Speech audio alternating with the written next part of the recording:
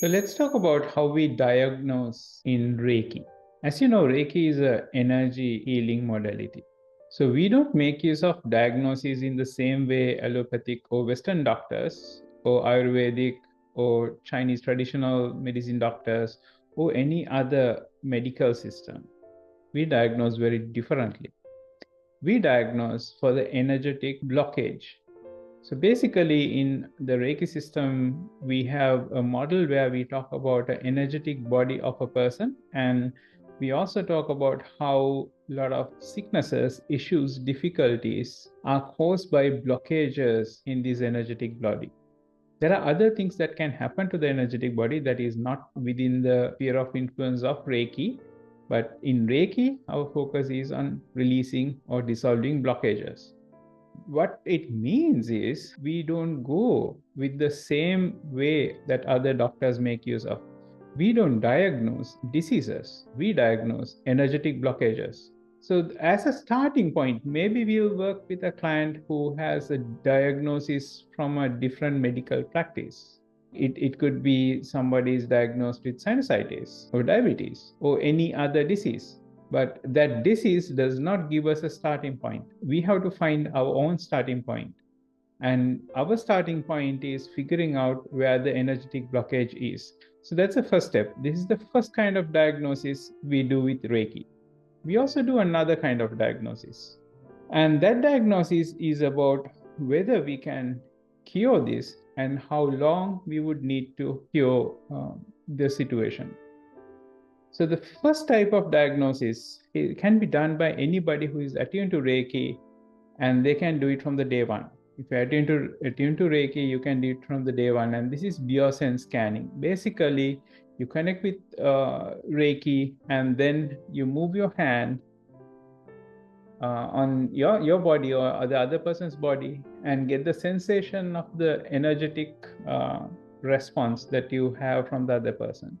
And if there's a place in the other person's energy body where there's a lot of disturbance, you register that and then you start treating that place. You keep your hand in that place till it goes away.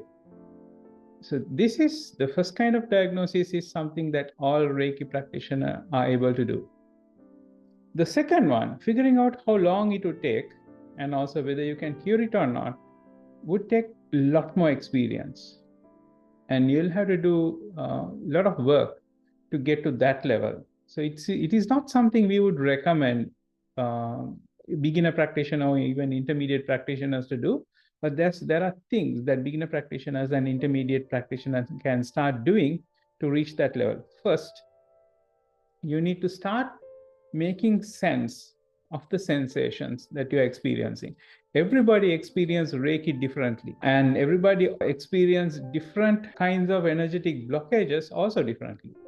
So if there's a blockage somewhere in the body, let's say this part of my body, one practitioner might move their hand and might feel intense heat. A different person might feel like air coming out of this region.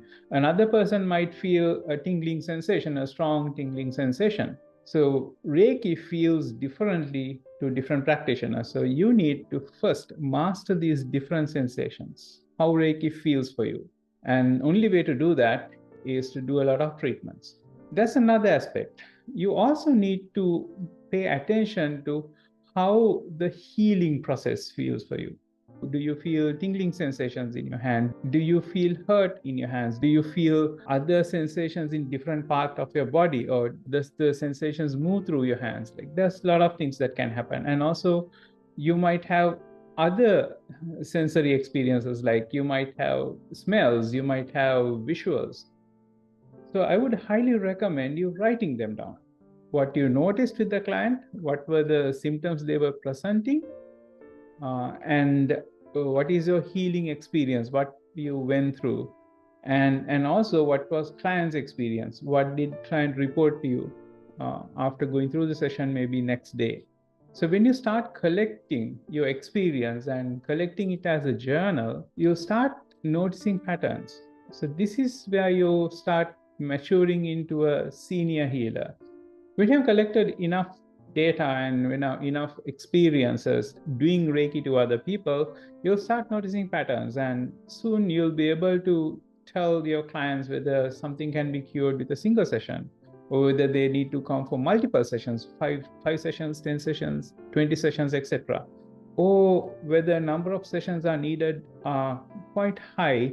You might recommend them learning Reiki. Maybe they need to go through 350 sessions or 700 sessions, or where it is more commercially viable for them to learn Reiki. So you'll be able to now give better diagnosis on the second kind, not the first kind. First kind, everybody can do.